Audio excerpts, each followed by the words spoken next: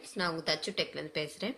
இன்றைக்கி நம்ம என்ன ரெசிபி பார்க்க போகிறோன்னா, வெற்றிலை ரசம் எப்படி செய்யறதுன்ட்டு பார்க்க போகிறோம்.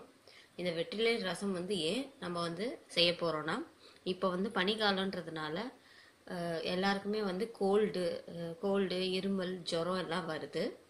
மெயினாக பார்த்தீங்கன்னா குழந்தைகளுக்கு ஜாஸ்தியாக அந்த சளி, இருமல் எல்லாமே இருக்குது. சில குழந்தைகளுக்கு ஜுரமும் இருக்கும். அதை குணப்படுத்தக்கூடிய இந்த ரசத்தை வெற்றிலை ரசத்தை நம்ம இன்னைக்கு செய்ய போகிறோம். வாங்க இதை எப்படி செய்யறதுன்ட்டு பார்ப்போம். வாங்க வீடியோக்குள்ளே போகலாம். அது செய்ய தேவையான பொருட்கள்: ஒரு வெற்றிலை, லெமன் சைஸ் புளியை 1 கிளாஸ் தண்ணி விட்டு கரைச்சி எடுத்து வச்சுருக்கேன். 2 தக்காளி இந்த மாதிரி நசுக்கி எடுத்து வச்சுருக்கேன். 5 பல் பூண்டு, 1 டீஸ்பூன் மிளகு, 1 டீஸ்பூன் சீரகம், மஞ்சத்தூள் ஒரு 1/2 டீஸ்பூன், ஒரு காஞ்ச மிளகாய், கருவேப்பிலை, கொத்தமல்லி கொஞ்சம். வாங்க இதை எப்படி செய்யறதுன்ட்டு பார்ப்போம்.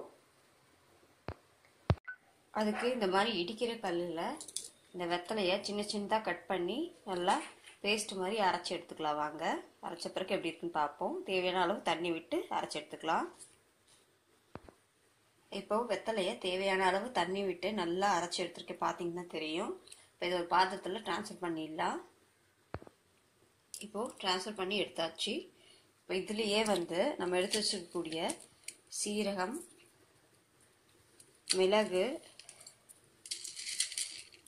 மிளகு போட்டு நல்லா முதல்ல இடித்து எடுத்துக்கலாம். நான் ஏன் இந்த மாதிரி செய்கிறேன்னா, இந்த மாதிரி செய்யும் போது ரசம் இன்னும் டேஸ்ட்டாக வரும். சப்போஸ் இந்த கல் உங்ககிட்ட இல்லைன்னா நீங்கள் மிக்சி ஜாரில் கூட நீங்கள் அரைச்சி எடுத்துக்கலாம். ஆனால் மிளகும் சீரகமும் நல்லா இடித்து நீங்கள் இப்போ சேர்த்திங்கன்னா இன்னும் வாசனை கொடுக்கும் ரசத்துக்கு. இப்போ இதை இடித்த பிறகு எப்படி இருக்குன்னு பார்ப்போம். இப்போது மிளகையும் சீரகத்தையும் நல்லா இடித்து எடுத்தாச்சு. பார்த்திங்கன்னா தெரியும். இப்போ இதுலேயே நம்ம பூண்டை லைட்டாக நல்லா இடித்து, இது மாதிரி லைட்டாக மசிய இடிக்க தேவையில்ல, லைட்டாக பூண்டை இடித்து எடுத்துக்கலாம். இப்போ பூண்டை நல்லா இடித்தாச்சு. பாருங்கள், பார்த்தீங்கன்னா தெரியும். நல்லா இந்த மாதிரி லைட்டாக இடித்து எடுத்தாச்சு. இப்போ ரசத்தை செய்ய ஆரம்பிச்சிடலாம். வாங்க. இப்போது கடாயை ஸ்டவ்வில் வச்சு எண்ணெயும் ஊற்றியாச்சு. இப்போ இதுலேயே நம்ம கொஞ்சம் கடுகு சேர்த்துக்கலாம். கடுகு, கொஞ்சமாக சீரகம். இது நல்லா பொரிஞ்சு வரட்டும். பொரிஞ்ச பிறகு இப்போ இதில் காஞ்ச மிளகாவை சேர்த்துக்கலாம். நல்லா நம்ம பிரித்து சேர்த்துருங்க. சேர்த்துட்டு இதுலேயே நம்ம இடிச்சு வச்சுருக்கக்கூடிய மிளகு சீரகத்தையும் சேர்த்துருங்க.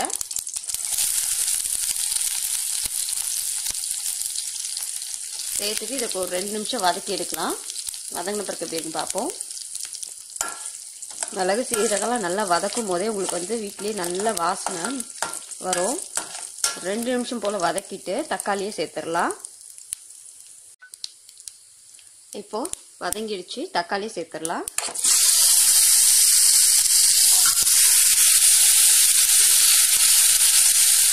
இதுலேயே நல்லா ஒரு 2 நிமிஷம் நல்லா வதக்கி எடுக்கலாம். வதங்கின பிறகு எப்படின்னு பார்ப்போம். இப்போது தக்காளி நல்லா வதங்கிடுச்சு. இதுலேயே நம்ம ஒரு 1/2 டீஸ்பூன் போல் மஞ்சத்தூளை சேர்த்துக்கலாம். சேர்த்துட்டு இந்த மஞ்சத்தூள் வாசனை போகிற அளவுக்கு வதக்கிடலாம். கூடவே உப்பு சேர்த்துக்கலாம் தேவையான அளவு. நான் இதில் கல்லுப்பு சேர்க்க தேவையான அளவு. இதை நல்லா வதக்கி எடுக்கலாம். வாங்க. பச்சை வாசனை போகிற அளவுக்கு மஞ்சத்தூளோட பச்சை வாசனை போகிற அளவுக்கு நல்லா வதக்கி எடுக்கலாம். வதங்கின பிறகு எப்படி இருக்குன்னு பார்ப்போம். இப்போது நல்லா மஞ்சத்தூள் வாசனை போகிற அளவுக்கு நல்லா வதக்கி எடுத்தாச்சு. இதுலேயே நம்ம எடுத்து வச்சுருக்கக்கூடிய வெற்றிலையை சேர்த்துடலாம். அந்த சாறை நல்லா இதை ஒரு 2 நிமிஷம் கொஞ்சம் வதக்கிடலாம். அப்போ தான் அந்த சாரெல்லாம் அந்த ரசத்தில் இறங்கும். நல்லா ஒரு 2 நிமிஷம் போல் வதக்கிக்கலாம். நீங்கள் வதக்கும் போது வெத்தலையோட வாசனை நல்லா வீடே மணக்கும். இப்போ இதில் நல்லா வதங்கிடுச்சு. இப்போ இதில் நம்ம எடுத்து வச்சுருக்கக்கூடிய லெமன் சைஸ் புளியை ஒரு தண்ணி கிளாஸ் விட்டு கரைச்சி வச்சோம். அதை சேர்த்துக்கலாம். சேர்த்துட்டு இதை நல்லா மிக்ஸ் பண்ணி விடுங்க. கூடவே தேவையான அளவு தண்ணி விட்டுக்கலாம். நீங்கள் உங்களுக்கு ஏற்ற மாதிரி தண்ணி விட்டுக்கோங்க.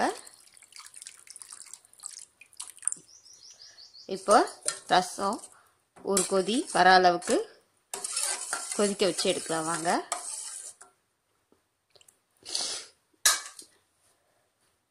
கூடவே கருவேப்பிலையும் கொத்தமல்லியும் சேர்த்துக்கலாம். சேர்த்துட்டு இது ஒரு கொதி வர அளவுக்கு கொதிக்க வச்சு இறக்கலாம். மிக்ஸ் பண்ணி விட்டுருங்க. கொதிச்ச பிறகு எப்படி இருக்குன்னு பார்ப்போம். இப்போது ரசம் கொதி வர ஆரம்பிச்சிச்சு. இதில் கொஞ்சமாக தண்ணி விட்டுக்கலாம். விட்டுட்டு இதை ஸ்டவ் ஆஃப் பண்ணிடலாம். எப்பவுமே ரசத்தை ரொம்ப கொதிக்க வைக்கக்கூடாது. கொதிக்க வச்சிங்கன்னா நல்லா இருக்காது. நீங்கள் லைட்டாக கொதி வரும்போது கொஞ்சம் தண்ணி விட்டு நீங்கள் இறக்கிடுங்க. இப்போ ஸ்டவ் ஆஃப் பண்ணிடலாம். இப்போ நம்மளோட வெற்றிலை ரசம் ரெடி ஆயிடுச்சு. நீங்களும் இந்த ரசத்தை குழந்தைங்களுக்கு வாரத்துக்கு 2 தடவையாவது கொடுத்துட்டு வந்தீங்கன்னா குழந்தைங்களுக்கு சளி, இருமல், வயிறு பிரச்சனை எதனா இருந்தால் கூட சரியாயிடும். பெரியவங்களுக்கு நீங்கள் வந்து சூப் மாதிரி ஒரு கிளாஸ் தனியாக குடிக்க கூட கொடுக்கலாம். அவ்வளோ சத்தான வெற்றிலை ரசம். வயிறு பிரச்சனை அதாவது செரிமான பிரச்சனை இருந்தால் கூட அவங்களுக்கு உடனே சரியாயிடும். நீங்கள் இந்த ரசத்தை கண்டிப்பாக ட்ரை பண்ணி பாருங்கள். அதுவும் இப்போ பனி ஜாஸ்தியாக பெய்யுதுன்றதுனால எல்லாருக்குமே கோல்டு, இருமல் எல்லாமே இருக்குது. சில பேர் ஜுரம் கூட வருது இப்போது. அதுக்கு இந்த ரசத்தை வச்சு கொடுத்தீங்கன்னா அவங்களுக்கு உடனே குணமாயிடும். கண்டிப்பாக ட்ரை பண்ணி பாருங்கள். வெற்றிலை ரசம் ஈஸியான மெத்தடில் எப்படி செய்யறதுன்ட்டு இன்றைக்கி பார்த்தோம். கண்டிப்பாக ட்ரை பண்ணி பாருங்கள். உங்களுக்கு இந்த வீடியோ பிடிச்சிருந்தா லைக் பட்டனை கிளிக் பண்ணுங்கள். Subscribe my channel. உங்களிடமிருந்து விடைபெறுவது உங்கள் தச்சு டெக். வெற்றிலை ரசத்தை கண்டிப்பாக ட்ரை பண்ணி பாருங்கள். தேங்க்யூ. குழந்தைங்களுக்கு வாரத்துக்கு 2 முறை கொடுங்க. தேங்க்யூ.